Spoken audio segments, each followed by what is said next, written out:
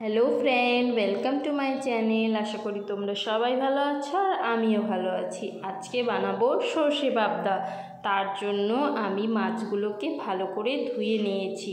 এর মধ্যে লবণ হলুদ দিয়ে ভালো করে মেখে নিতে হবে। তারপর হলুদ লবণ মাখানো মাছগুলো কিছুক্ষণ ঢেকে রেখে দিয়েছিলাম। তারপর এখন মাছগুলো ভেজে নেব।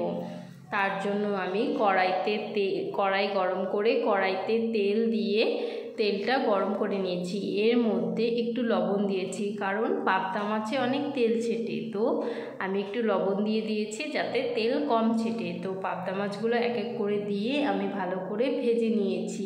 এখন এইভাবে সব মাছগুলো ভেজে তুলে নিয়েছি। দেখো আমার মাছ ভাজাও হয়ে গেছে। আর এখন আমি একটা পেস্ট তৈরি করে নিয়েছি টক দই, তার মধ্যে একটু হলুদ গুঁড়ো, একটু লবণ আর কালারের জন্য আমি দিয়েছি শুকনো লঙ্কার গুঁড়ো।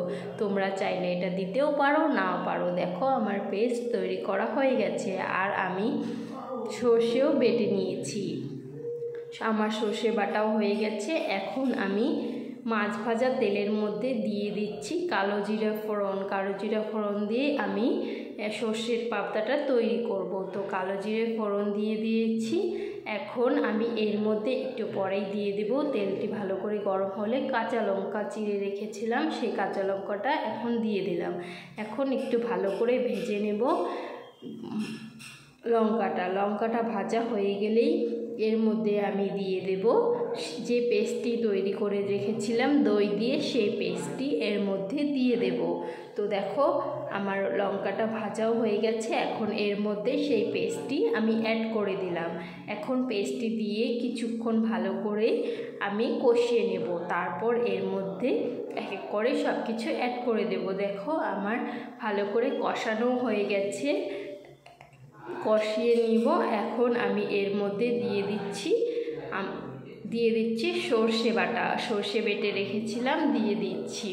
এখন এর মধ্যে কিছু জল অ্যাড করে দেব। জল দিয়ে ভালো করে ফুটিয়ে নেব, তাহলে ভালো হবে। তো দেখো জল দিয়ে আমি একটু নাড়িয়ে নিয়েছি। এখন আমি ঢেকে দিচ্ছি। ঢাকনা দিয়ে রাখলে ভালো করে ফুটে গেলেই আমি দিয়ে দিয়েছি এক এক করে মাছগুলো সব দিয়ে দিয়েছি।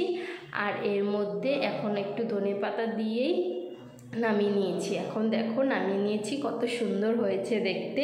আর আমার সর্ষে পাবদাও কিন্তু তৈরি হয়ে গেছে। তো ভিডিওটি কেমন লাগলো, ভালো লাগলে লাইক কমেন্ট শেয়ার করে দেবেন।